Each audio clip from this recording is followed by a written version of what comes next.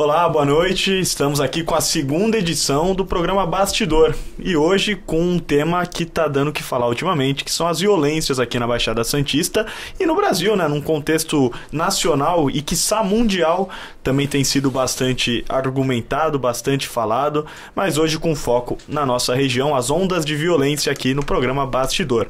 Como vocês podem reparar, não estou sozinho, muito pelo contrário, estou muito bem acompanhado. Vou até pegar minha colinha aqui para destacar o meu convidado à minha direita aqui primeiro, Dr. Fernando Acauí, que é desembargador do Tribunal de Justiça do Estado de São Paulo e diretor do curso de Direito da Universidade Santa Cecília. Boa noite, Dr. Acauí, um prazer tê-lo aqui no nosso debate. Muito boa noite, o prazer é todo meu. Obrigado pelo convite, é sempre uma honra.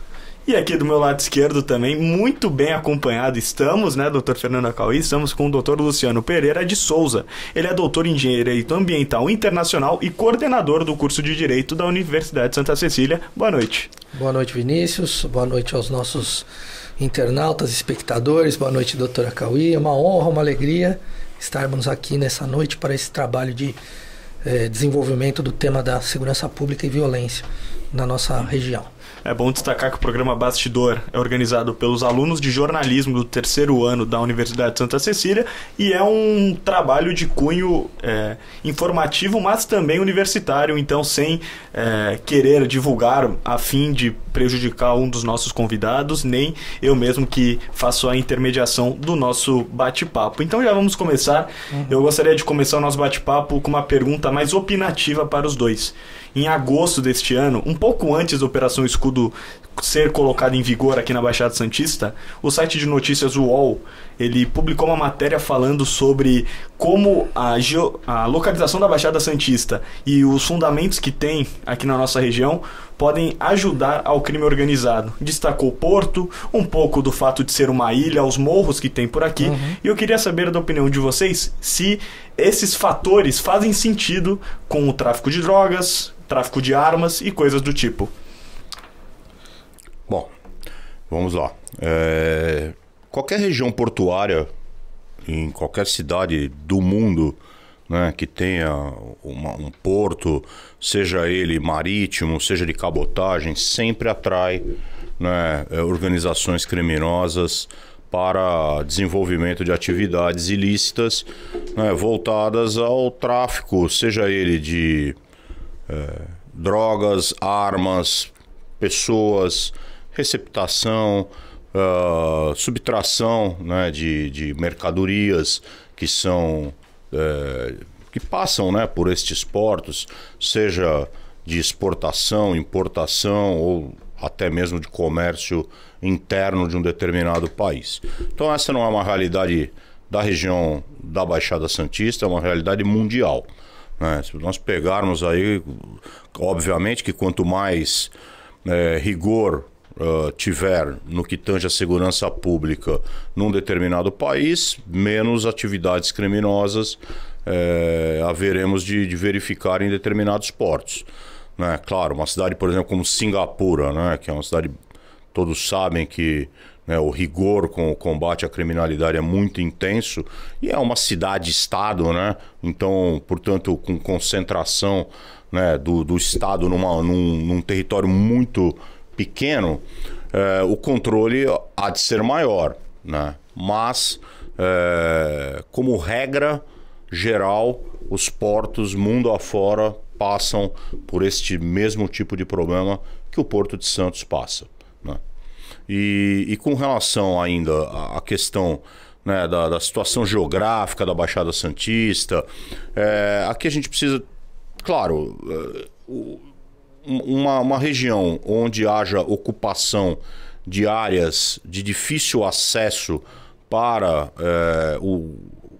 os elementos estatais, notadamente de segurança pública, acaba por gerar uma facilidade para que o crime, ou para que criminosos, né, não necessariamente o crime organizado, mas criminosos em geral, possam atuar de forma um pouco mais livre, entre aspas, no sentido de que sempre haverá uma dificuldade de patrulhamento preventivo e até mesmo após a ocorrência de um crime, né, de desenvolvimento de investigações e até mesmo de chegada até aquele local do crime pela polícia. Então, claro, ocupação de morros, de palafitas, isto tudo dificulta demasiadamente a atuação dos órgãos policiais.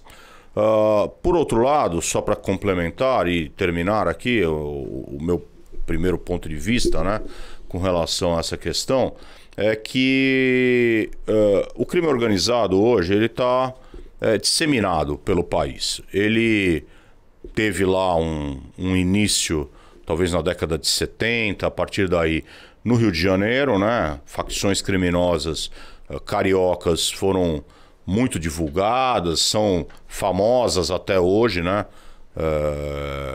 Como, por exemplo, Comando Vermelho, né? Mas outras acabaram surgindo, né? Mais para a década de 90, como o Primeiro Comando da Capital, aqui no estado de São Paulo, que também acabou se alastrando, né? E encontrando-se de certa maneira numa verdadeira simbiose com outras facções criminosas de outras regiões do país, do norte, nordeste, né, acabaram se fundindo ou dialogando, tendo algum tipo de relacionamento ilícito para desenvolvimento de atividades dessa natureza. Mas aqui é preciso entender que a Baixada Santista é um dos berços do PCC. Aqui na Baixada Santista, o PCC tem fortes raízes. Muitas lideranças, né, desta facção criminosa são aqui da Baixada Santista. Então, isto faz com que, obviamente, a Baixada tenha um destaque dentro desse cenário, pelo menos no que tange ao estado de São Paulo. Professor Luciano, perfeito. Siga com a palavra. Bom, eu, se me permitem, vou tentar fazer uma complementação em relação à questão dos territórios ocupados, né, por um estado paralelo. Né? A nossa região ela é propícia a esse tipo de fenômeno, primeiro porque, como o professor Acauí já comentou, a dificuldade de acesso nas vielas e vias dos morros, ela permite, né, que haja uma organização por parte das facções no domínio e no controle do território. Eu tenho experiência pessoal com isso, como agente público que fui durante certa ocasião. Eu não vou dizer o nome da viela que eu fui subir, do morro exatamente, e ali já fui recebido por 4 ou 5 rapazes jovens, armados, que levantaram a blusa e se mostraram armados ostensivamente, perguntando assim: qual é a fita aí, seus mané? Para saber por que a gente estava entrando, por que o Estado estava entrando no território daqueles dominado por aquela organização. E tivemos que dar as devidas explicações. Então, para poder fiscalizar uma árvore que estava com risco de queda e que poderia trazer risco para a população local. De modo que realmente o fenômeno é sério, é grave, e atinge a nossa cidade, a nossa região, e eu me refiro especificamente a Santos, mas não só Santos, Guarujá também, Cubatão também, e cidades circunvizinhas, e penso que o Estado tem dificuldade de lidar com esse fenômeno, e continuará a ter por algum tempo.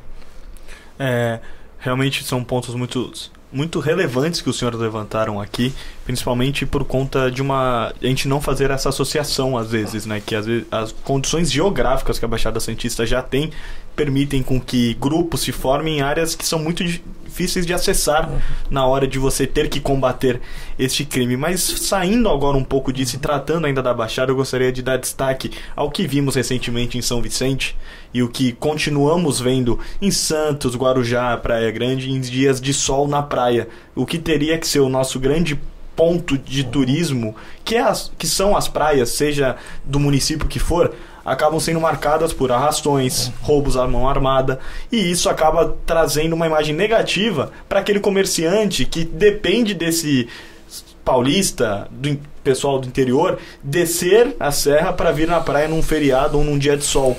Então, queria que os senhores comentassem como você trata esse tipo de crime, porque é um crime que ele tem data e hora para acontecer, um dia de sol numa praia lotada. Como você consegue conter e se prevenir contra um crime como esse? Agora, se permite, doutor Luciano pode começar com a palavra. Posso. Eu vou fazer uma observação que me parece pertinente, porque ela é baseada numa ideia de comunidade e comunitarismo. Dentro desses locais que a gente comentou, né, a comunidade se organiza e a organização criminosa também o faz. Você tem um sistema de comunicação, de vigilância, você tem o radinho, você tem o fogueteiro, você tem pessoas que se encarregam de garantir que aquele território fique protegido. E por conta disso, eles não vão cometer esse tipo de crime no território deles. Esse crime é praticado geralmente, né, em outras áreas. E aí há uma invasão por parte de pessoas que vivem nesses locais e que encontram uma oportunidade criminosa e uma outra fonte de renda que não é basicamente o tráfico de drogas. Né? Eu não conheço estudos muito aprofundados que relacionem a atividade do roubo e os crimes de roubo com o crime organizado. Né? Me parece que é uma atividade mais, vamos dizer, individual, uma iniciativa mais individualizada por parte de alguns sujeitos que acham que podem cometer o crime de forma impune. A forma de reagir contra isso, eu acho que a ciência da criminologia, se você me permite fazer uma breve consideração, ela prevê uma atuação baseada em 3 momentos que são inseparáveis. O primeiro momento é você buscar informações de base científica sobre os fatores que levam àquela forma de criminalidade. Você vê que nós já vimos 2 situações que são diferentes do ponto de vista da origem da criminalidade. Primeiro é ter essa base, depois é você desenvolver os mecanismos de resposta, de controle social, que a sociedade busca, o Estado, de maneira preventiva e repressiva. Então, eu acho que aqui a preocupação maior é com a prevenção. Né? Porque a repressão ao crime de roubo hoje, ela não vai ser tão eficiente, né, quanto a um policiamento ostensivo. Então, eu penso que nessa situação, né, a resposta social, né, deve ser mais preventiva e baseada numa forma de policiamento bem ostensiva que já ocorre. A Polícia Militar já faz operações específicas para trazer um contingente maior de policiamento nessa época do ano, porque sabe que esse crime tem hora e lugar para ocorrer. Doutor Fernando Acauí, antes de passar a pergunta para o senhor, eu já vou aproveitar o gancho que o doutor Luciano levantou, vamos dizer assim, e dar aquela cortada que eu já ia perguntar para o senhor. Depois desse acontecimento há 2 domingos atrás, né, a gente está gravando esse programa no dia 22 de novembro, o Guilherme Derrite, ele autorizou, né, com que as equipes de policiais começassem a Operação Impacto, que vai ser emendada na Operação Verão. Então, qual a importância também dessas operações acontecerem com mais frequência aqui na Baixada Santista? Bom, vamos lá, eu vou de trás para frente.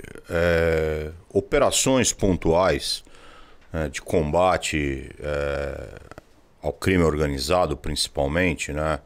Ou seja, é um trabalho de inteligência, porque você já tem o teu alvo. Quando essas equipes descem para a Baixada Santista, elas já descem com endereço certo, ou seja, elas já sabem quais são os alvos desta operação, já sabem onde ir, não ficam rodando, né, sem rumo pela cidade, de sorte a, entre aspas, trombar com algum criminoso. Não, eles já sabem exatamente qual é o local que vão,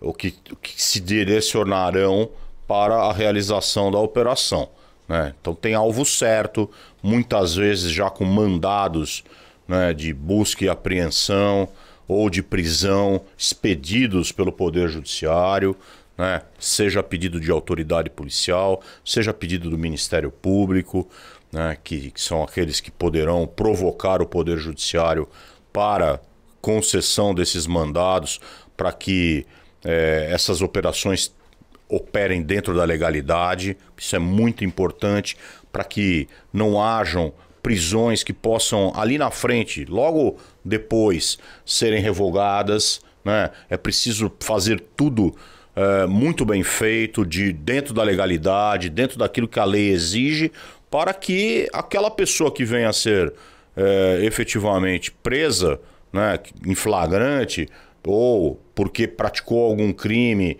e a investigação chegou, né, a esta pessoa, ela não seja posta em liberdade logo depois. Então, isto é uma coisa. A questão do arrastão, esquece, já não tem nada a ver com essas operações. Por quê? Acho que a leitura feita pelo Dr. Luciano foi precisa. Não é? Nós não estamos tratando aqui de criminalidade organizada. Nós estamos falando, no mais das vezes, de pessoas extremamente jovens, menores de idade, muitas vezes, empolgados pela vontade de pertencimento, por aquele sentimento de pertencimento a um grupo, onde alguém tem lá essa, entre aspas também, genial ideia de fazer um arrastão. E aí começam as adesões de pessoas que não participam do crime organizado, porque o crime organizado não tem interesse algum nesse tipo de atividade. Isso é um tipo de atividade de lucro baixo, entre aspas também, né? O lucro, estou falando aqui obviamente de uma atividade ilícita, né? Mas que traz um retorno pífio para esses sujeitos. Muitas vezes estão lá em 10, 20, 30, né? E pega lá 2, 3 celulares, uma correntinha de ouro, uma carteira com R$100. Quer dizer, vai dividir isso em 30, não dá nada para ninguém, não é? Então você vê que é muito mais pela bagunça, é muito mais para mostrar um certo poder, né, que não tem, mas que quando estão em grupo se sentem apoderados. E o único jeito de combater esses arrastões, eu diria que é realmente com o policiamento ostensivo, maior do que o visto há poucas semanas atrás, né? Realmente, nesse período de temporada, nós precisamos que a polícia militar, que as guardas municipais, né, um apoio, eventualmente, da Polícia Civil, muito embora a Polícia Civil não tenha, né, esse papel, né, de policiamento ostensivo, mas, enfim, que a gente consiga mostrar para estes que começam a elocubrar estas ideias malucas de arrastão, que existe policiamento e que a chance de dar errado é grande. E que ainda que haja o engajamento de muitas pessoas, né, a possibilidade de algumas serem presas é real. E isto certamente demove muitas destas pessoas de praticarem esse tipo de atividade, né? De roubo, de furto, enfim. Então, veja, perceba que esses arrastões, claro que se dão na praia, no litoral, lá no Rio de Janeiro. Tivemos agora recente também, lá em Copacabana, na Praia do Leme, né? Mais o canto esquerdo de Copacabana. Sempre tem em Ipanema. Tivemos aqui, não faz alguns anos atrás, tivemos um caso aqui também no Gonzaga, né? Um pequeno arrastão, mas que trouxe algumas consequências, né? Agressões a vítimas, etc. Isso tudo, percebam, lá em São Paulo, shows aí que tivemos do RDB recente, muitos arrastões, né, na saída do show, carnaval em Salvador. Isso tudo ocorre longe da área de atividade do crime organizado. O crime organizado não permite esse tipo de coisa lá, porque ele não quer a atenção da polícia. Ele não quer a polícia presente, porque quando acontecer o arrastão, isso vai trazer a polícia, ainda que a posteriori, mas a polícia comparecerá ao local. E o crime organizado não permite e não quer de forma alguma esse tipo de atividade trazendo para próximo dos seus pontos, geralmente de tráfico, né? Que é talvez hoje o mais evidente, ou a mais evidente atividade do crime organizado no Brasil, né? Não é de interesse ter esse tipo de atividade por ali. Então ali está proibido, porque se acontecer, haverá consequências. Doutor Fernando Acauí, vou aproveitar pegando um gancho nessa sua resposta, em 2 ganchos, na verdade. O primeiro, que é muito importante saber que a polícia, ela pode até, em alguns casos, ser a mesma, vamos dizer assim, para os leigos. Aqueles que acham que a polícia é aquele que pega o bandido. Então ela às vezes é até a mesma, seja pro crime organizado ou pro arrastão. Mas a sua explicação deixou bem claro que são 2 ocasiões totalmente diferentes, às vezes envolvendo pessoas totalmente diferentes. E também no final da pergunta, já puxando para um outro tema, um tema um pouco mais global, não tão regional, a gente vê que não é só aqui que acontecem essas coisas. A segurança numa questão também um pouco maior do que arrastões e crimes, como a gente estava destacando na Baixada Santista, é sempre um assunto mundial. Então, às vezes o brasileiro fala, em tal lugar não acontece isso. Só que quem mora no lugar fala, mas talvez aconteça até pior e você não sabe. Então, eu queria que vocês destacassem um pouco, inicialmente, como que a segurança no Brasil comparada a nos outros países. Lógico que é muito país para se comparar, mas há aqueles que bate o olho e você fala, olha, ali a segurança é melhor. Realmente é melhor? Eu diria que hoje a segurança pública no Brasil é crítica, né? Por exemplo, você tem que começar, obviamente, a verificar pela tipologia dos crimes, né? Então, por exemplo, crimes contra a pessoa. Se você pegar homicídios, o Brasil é campeão mundial de homicídios, né? Nós conseguimos ter mais homicídios do que o resto do mundo inteiro junto. Num ano. São cerca de 60 mil homicídios por ano. Isso significa, só para você ter uma ideia, quando eu atuava no júri, eu destacava, né, aos jurados esse parâmetro. A famosa Guerra do Vietnã, né, que é alvo de tantos filmes, né, hollywoodianos, em 8 anos de Guerra do Vietnã, matou 45 mil soldados americanos. 45 mil. Aqui no Brasil morrem 60 mil pessoas por ano. Por ano! Não é, lá foram 8 anos para morrerem 45 mil soldados americanos. Em território estrangeiro, né, um território extremamente adverso, pântanos, não sei o quê. E aquilo ainda causou um trauma que até hoje o americano não engole a perda de tantas vidas, né? Pois nós perdemos muito mais do que isso num ano. Ou seja, a gente vive uma epidemia de homicídios, de feminicídios, né? Que agora nós vemos diariamente nos meios de comunicação. Se você pegar roubos, tráfico de drogas, estupros, crimes graves, de fato, o Brasil está vivendo um momento delicadíssimo no que tange à segurança pública. Agora, o que precisa, no meu modo de ver, ser claramente enfrentado, diz respeito à gênese de tudo isso.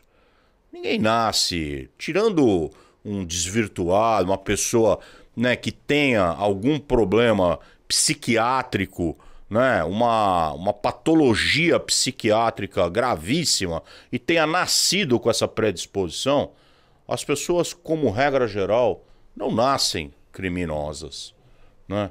Então, nós precisamos enfrentar de vez a questão social.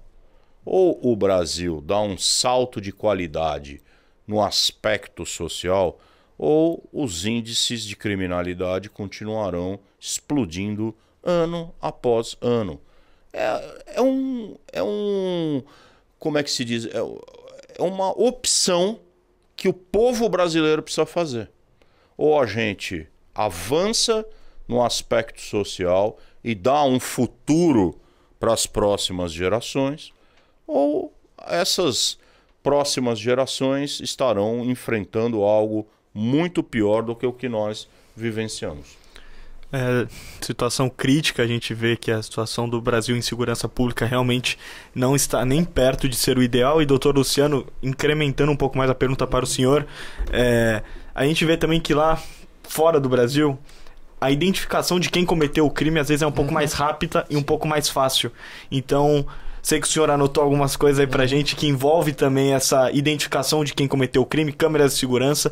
Então, se o senhor puder seguir nessa linha e tratar um pouco sobre o quão difícil é você identificar e punir um criminoso aqui no Brasil, a gente agradece. Muito bem. As taxas de solução de homicídio são muito baixas no nosso país. Eu tenho dados de referências de menos de 8%, mas eu não sei se estão muito atualizadas essas referências. 8% de solução, quer dizer, identificação da autoria do crime. Não é? Os casos que vão para júri e que tem condenação são um número menor ainda. Né? Além desse lado, nós temos a cifra cinzenta da criminalidade, especialmente da violência urbana e da violência sexual. Não é? Que são os crimes que não chegam ao conhecimento do Estado. Então, tudo que a gente fala é subdimensionado, tirando o homicídio, que tem o corpo de delito. Então, fica mais... o crime aparece, né, de uma forma diferente, embora a dificuldade seja na apuração da autoria do crime. Eu acho que comparando com o exterior, eu vou me reportar mais à Europa, a questão... Aqui a gente tem medo da violência urbana. Lá, eles têm medo do terrorismo, dos crimes ligados as questões étnicas e raciais.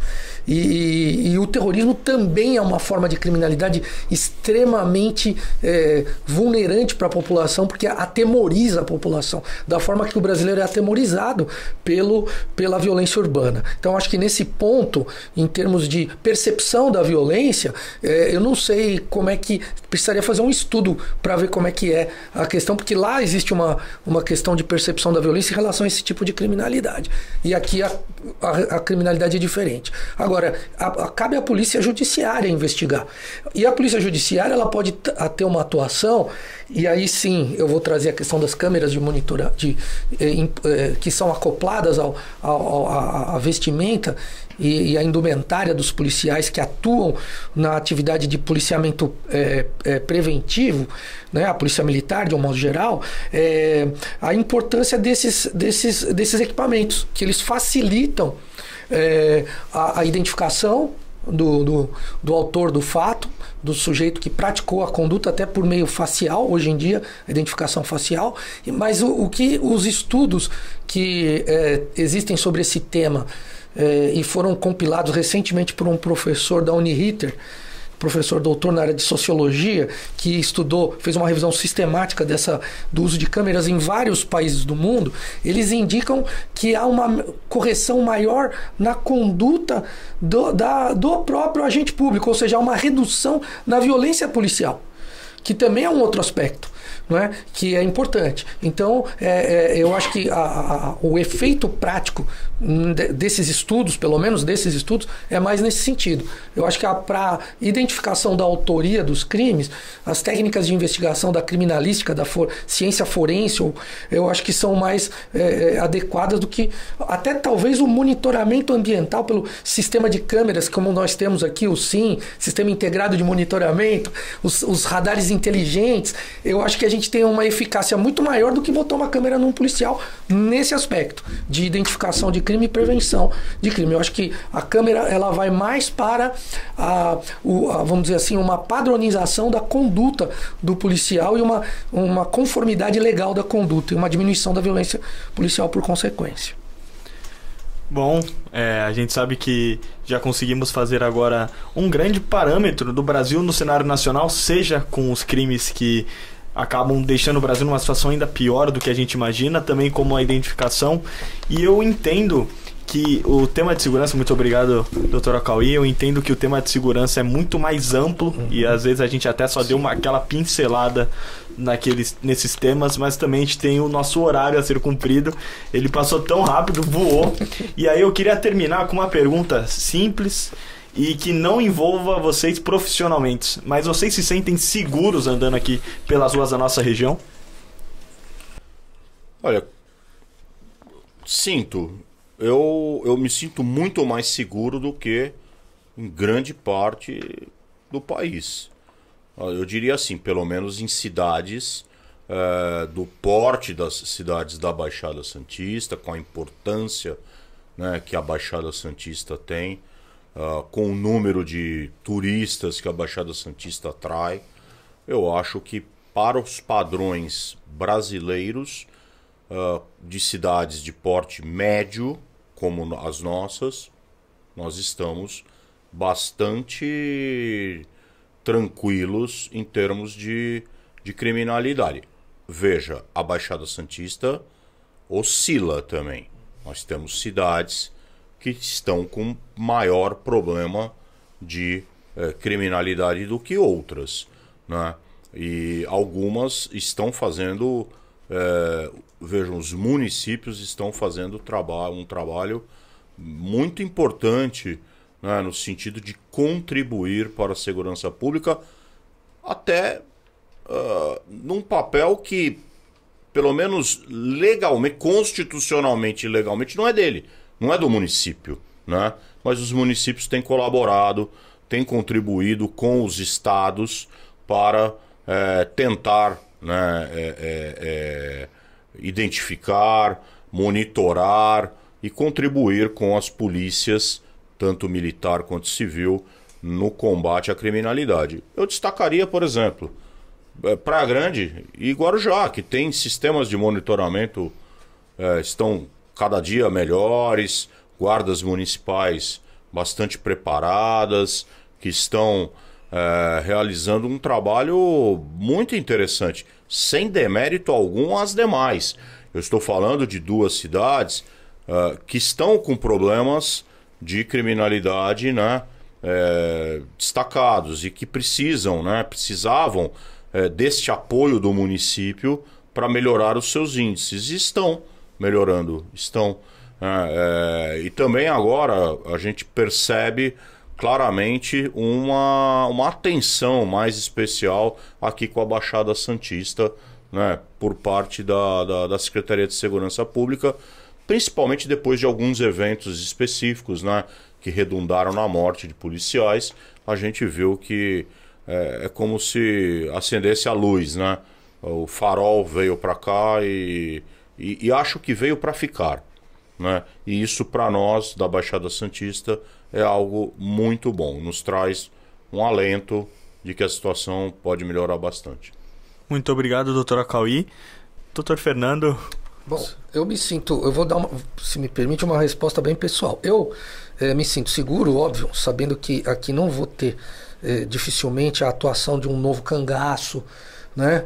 Como faz em algumas cidades que aterrorizam a cidade e colocam a cidade em pânico, embora tenhamos, alguns anos atrás, um assalto aqui numa empresa de valores, que foi com um tiroteio bem grave. Esse tipo de sensação de segurança, eu acho que eu me sinto razoavelmente. Agora, eu penso em relação a minhas filhas, tá?